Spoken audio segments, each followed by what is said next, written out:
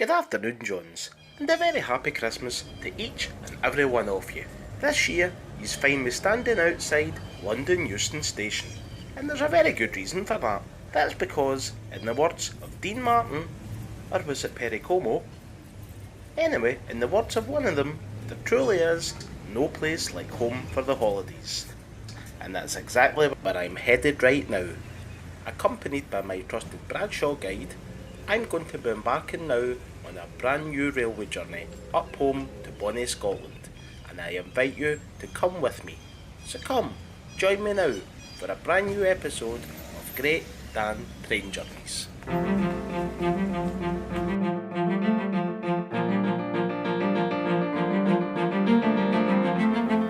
In 1840, one man transformed travel in Britain, Johns. His name was George Bradshaw, and his railway guides inspired the Victorians to take to the tracks. Stop by stop, it told them where to travel, where to see and where to stay. Now, a couple of 100 years on, I'm making a series of journeys on both Twitter and on YouTube to see what of Bradshaw's Britain remains.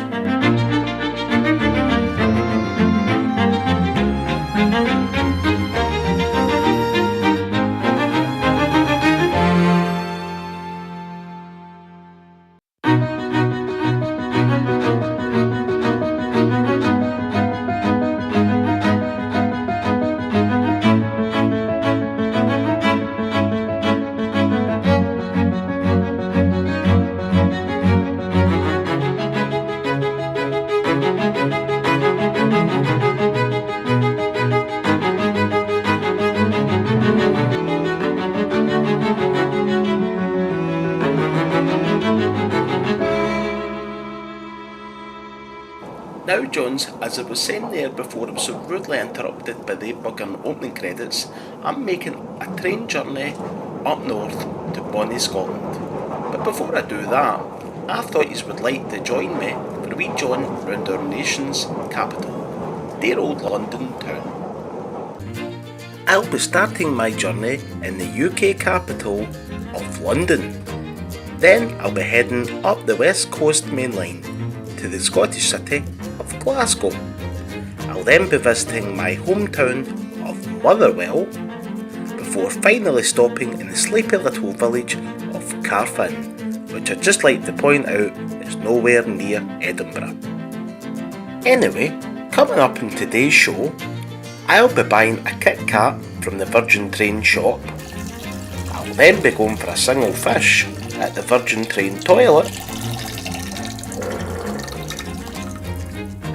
And when I do finally reach Scotland, I'll be stopping for a pint with this old gas bag. Well, it didn't get fully planned here, as unfortunately the gang were interrupted.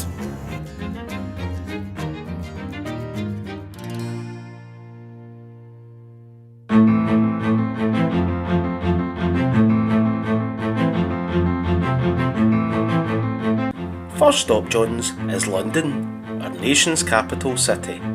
With a population approaching the 10 million mark, it must surely be described as one of the largest, most cosmopolitan and diverse cities on the planet. London also boasts a wealth of entertainment and eating establishments to cater for the zillions of tourists who visit each year, and I can personally recommend a bloody good kebab shop on Wimbledon High Street. It's also home to Buckingham Palace, where the British royal family reside. Buckingham Palace attracts visitors all year round. They come in the day and they come at night. Back in 1982, one such visitor called Michael Fagan come at night, and I met up with royal enthusiast McGumph to uncover more about this infamous moment in royal history. So, John, just exactly what is it that Michael Fagan is meant to have done, Their Majesty? Pumped her. And what about the Queen? What was her reaction to all of this? Couldn't walk for a week, John. Couldn't walk for a week. Oh, and what about Philip? What did he have to say to all of this? Who cares? It's something to do with Mix or Miggers or something like that. Who cares? Oh, Well, thank you most sincerely for your insight, John. It is most appreciated. Pumped her. I know he pumped her. Don't need to keep going on about it. Guys, this is a family show, John. McGuire's Wains are watching. Fagan later claimed to have made 2 trips to Buckingham Palace, although it is unclear whether he pumped Her Majesty on his other visit. One thing is for sure though, he caused quite a stooshy for the British monarchy.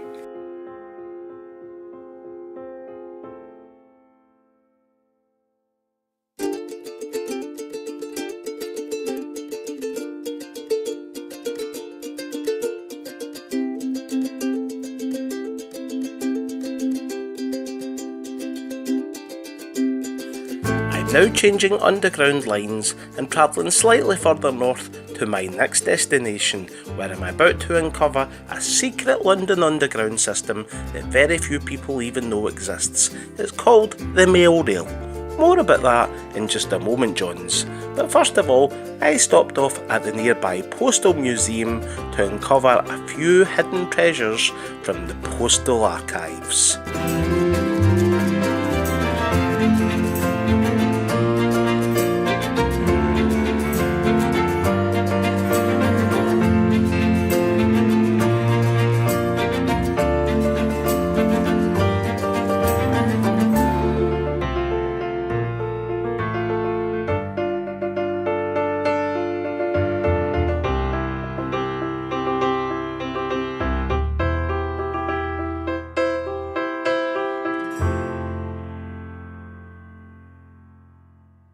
Well, Johns, the moment has finally arrived when I get to ride the Mail Rail. Bradshaw waxes eloquent about the Mail Rail, describing it as a must for any mail enthusiast and any rail enthusiast. He also goes on further to say that if you are a mail enthusiast or a rail enthusiast, you're most likely going to, quote, piss your shell with excitement. And let me tell you, Johns, speaking from personal experience, I can say just how true that statement is.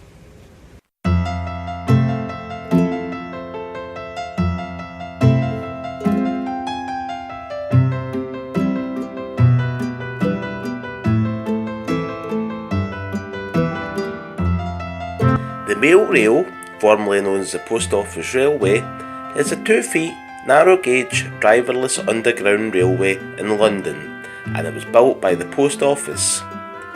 It was designed to move mail between sorting offices, inspired by the Chicago Tunnel Company system. It operated from 1927 and closed in 2003, round about the last time the bag bought around.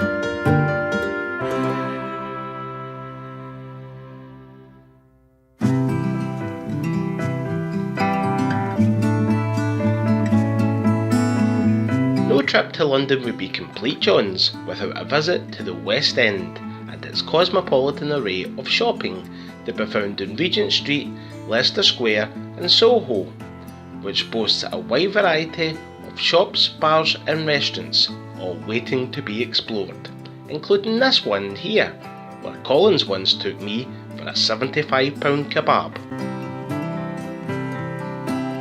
Soho also boasts a wide variety of sex shops, catering for the everyday needs of London's horny people, including my good self.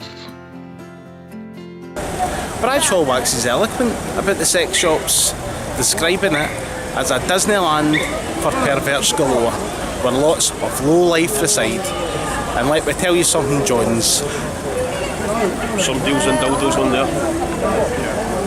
See what I mean?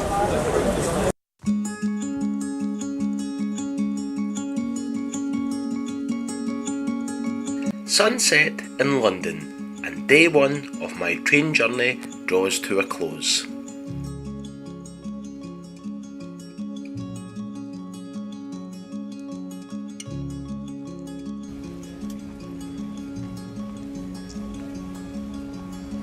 Well, Johns, that's me had a very tiresome day sightseeing around the streets of London, and I'm now heading indoors to rest my weary head ahead of my trip to Scotland tomorrow. So I'll see yous all in the morning, Johns.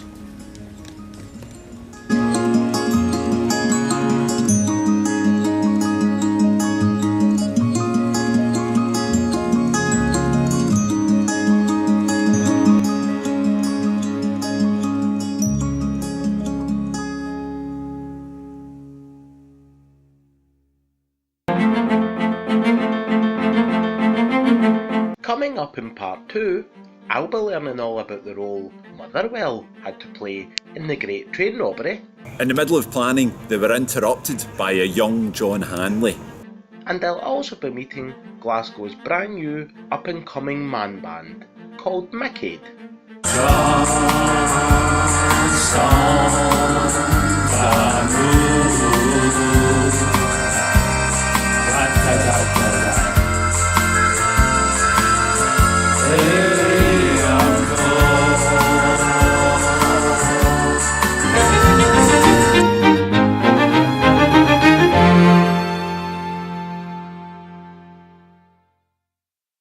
Do you suffer from male pattern baldness?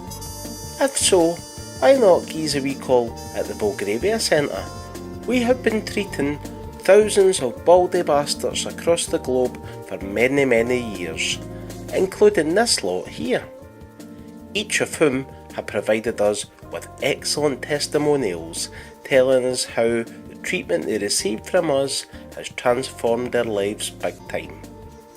So why not book a wee consultation? It's free of charge, and if you do, you could be saying goodbye to all those bad hair days. Our specialist consultants are waiting to take your call. So don't delay, book today. Only the crumbliest, flakiest chocolate tastes like chocolate never tasted before. Only the crumbliest, flakiest chocolate tastes like chocolate never tasted before. Cadbury's Flake, the crumbliest, flakiest milk chocolate in the world. This Christmas, treat your loved ones to a stoating new album. Tarby's on a diet. Tarby's on a diet. Tarby's on a diet. Tarby's on a diet. There's my #1 collaboration with the bag. We'll get the bus down to Mintalto Avenue, and then we'll steal the tyres. Oh, we'll get the bus down to Mintalto Avenue, and then we'll steal the tyres. I only want to see me get on the Carfin train.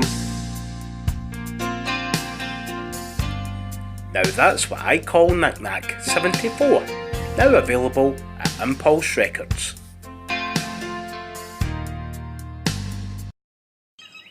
Walk with me, O my Lord, through the darkest night and brightest day. Be at my side, O Lord, hold my hand and guide me on my way.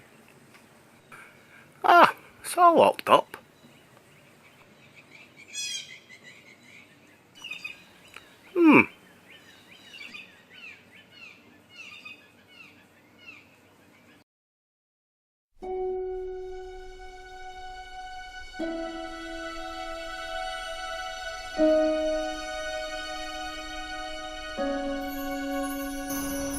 I follow the night, can't stand the light. One day I'll fly away, leave all this to yesterday.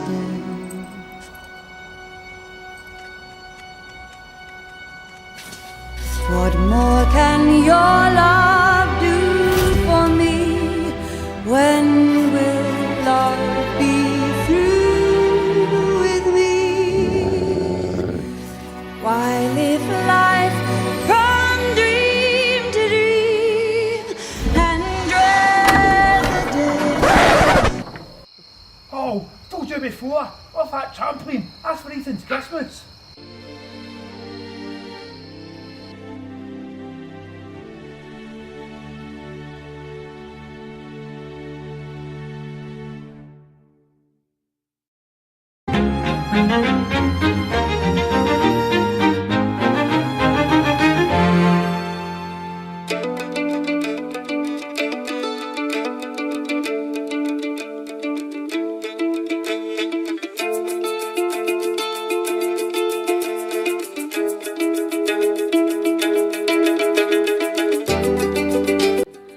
Now find me on board a Virgin Pendolino service Johns as it dashes its way up the West Coast Main Line through several northern powerhouses including Crewe and Preston before chugging its way further north through the Lake District and then over the Scottish border before proceeding to my next destination, the Scottish city of Glasgow.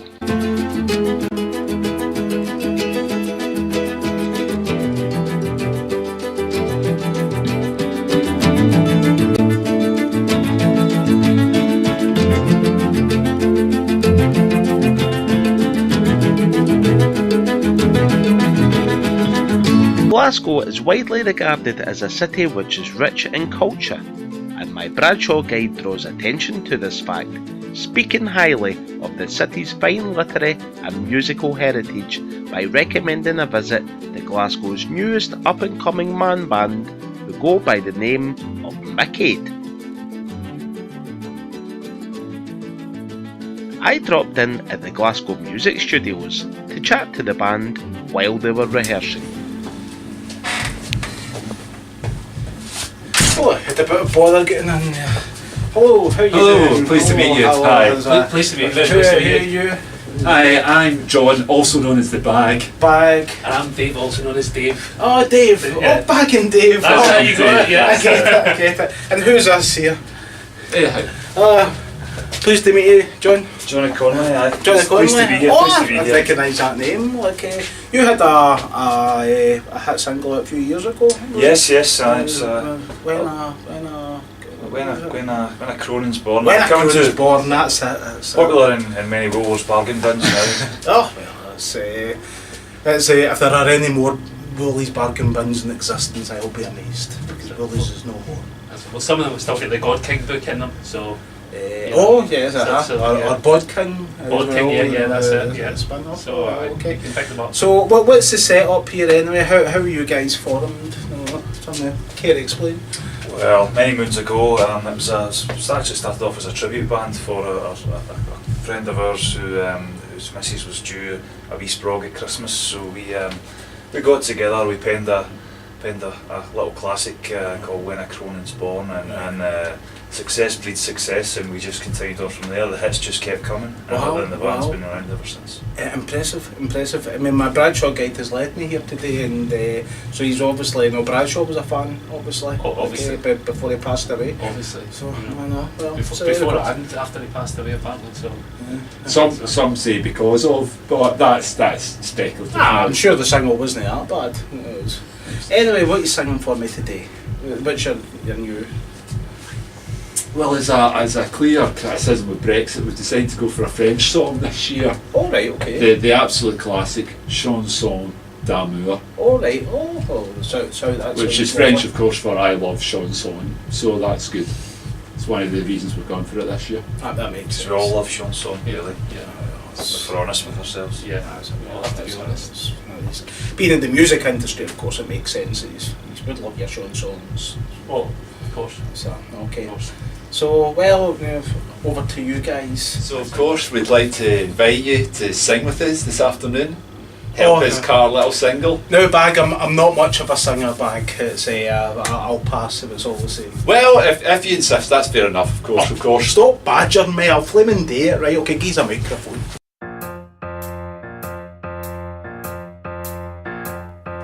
chanson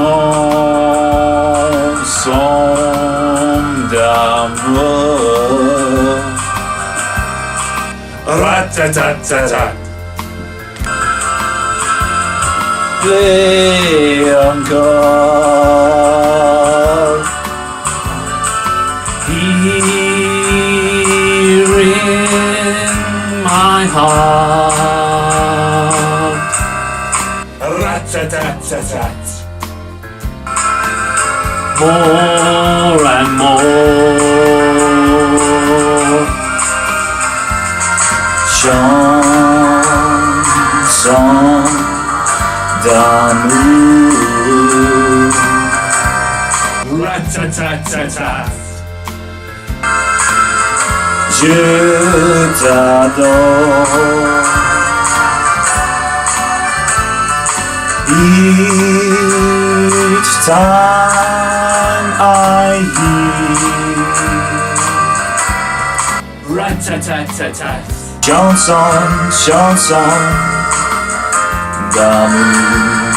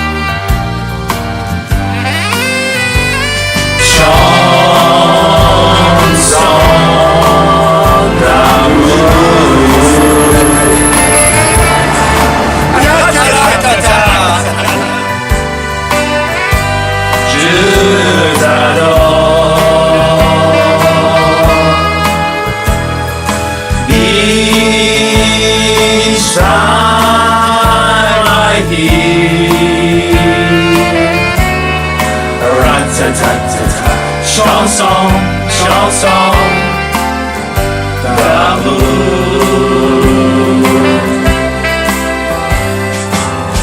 Chanson, chanson d'amour.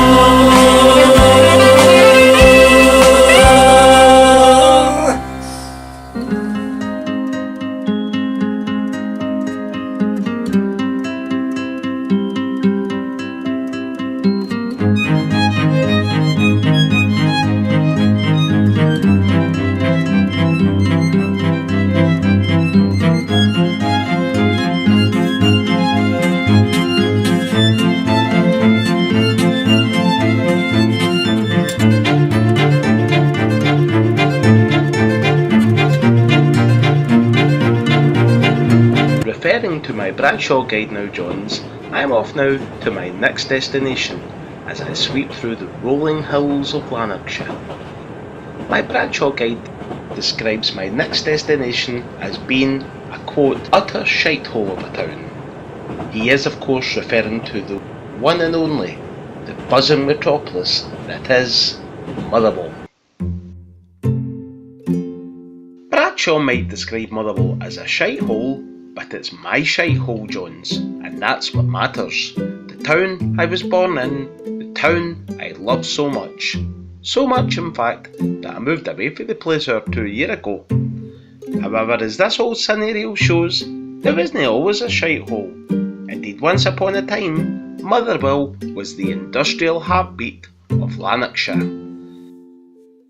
Even today though, the town still boasts many a scenic sight that would adorn any Scottish Tourist Board brochure, such as the highest mountain, which spans some 30 metres into the air, or the mightiest waterfall, which tumbles down from 15 feet. And this town clock could rival Big Ben any day of the week, Johns, if only it would tell the right time. I mean, Christ's sake, it's only 10:30 in the morning. Who needs the San Siro when you've got the San Giro, otherwise known as Fir Park? And the bars, the clubs, the pavements are alive with throngs of revellers out getting rat-arsed at the weekends, most of whom are blissfully unaware of the deep dark secrets the town's bars contain. I met up with local historian and MickAid member The Bag at the town's Railway Tavern and Bar to uncover more.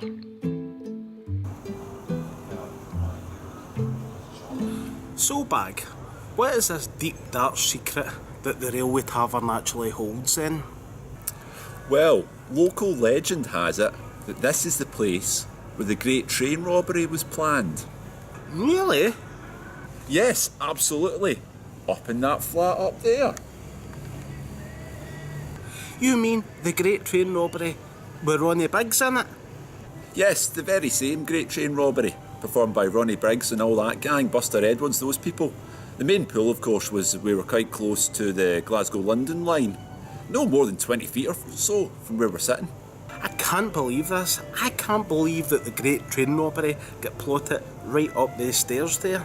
Well, it didn't get fully planned here, as unfortunately the gang were interrupted.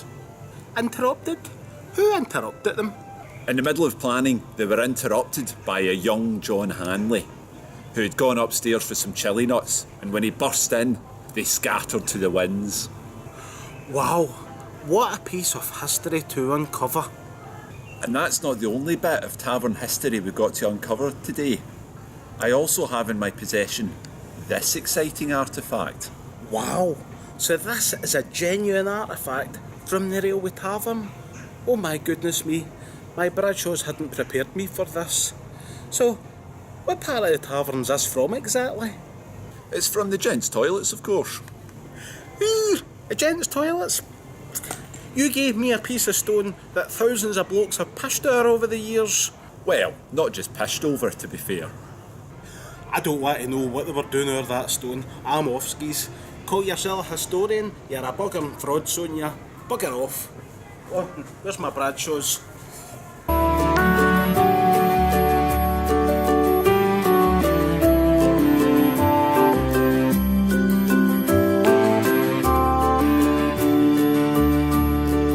And so, as day turns into night, I'm away back to my dad's now to wash my hands, so see yous all in the morning, Johns.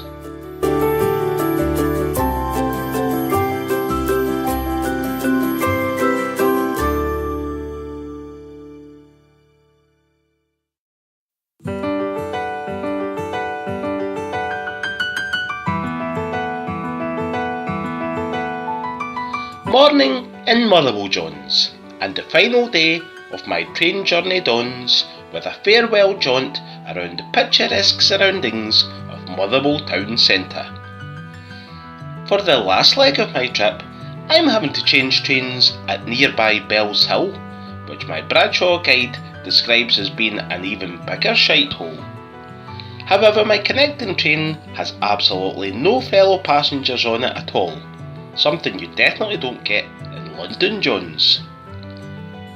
A short time later, I then arrive in the quaint little village of Carfin, or Carfinian as it's known in Gaelic, which is a very apt name according to my Bradshaw guide, who advises that the place is, quote, pure hoaching with Roman Catholics, so it is. Therefore, it only seemed right that I pay a little visit to nearby Carfin Grotto, which according to Bradshaw is haunted by the ghost of Canon George Mullen, who acted as parish priest at nearby St Francis Saviour's during the 1960s and 1970s.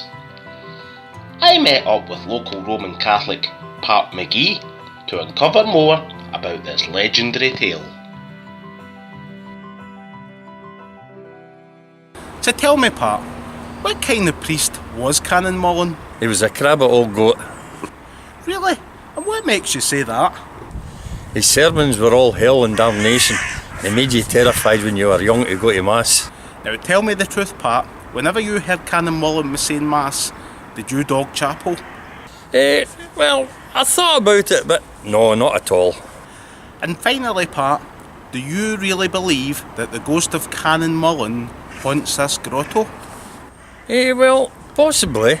But he definitely halts the Chapel Hall on Saturday night to see when they're playing bingo. Oh. Well, thank you for your time today, Pat, and for shedding more light on Bradshaw's revelations. You're more than welcome.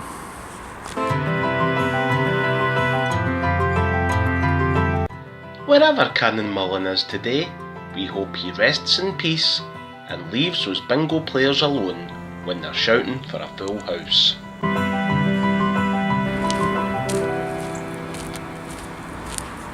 Well, Jones, that's me. I've reached the end of my journey. I've travelled all the way from the very bottom of the country to very near the top. And on the way, I've uncovered many secrets, including the truth about what happened between Michael Fagan and the Queen, to the ghosts of Carfin Grotto. And throughout my journey, accompanying me all the way, has been my trusted Bradshaw guide. Good old Bradshaw, he never lets me down.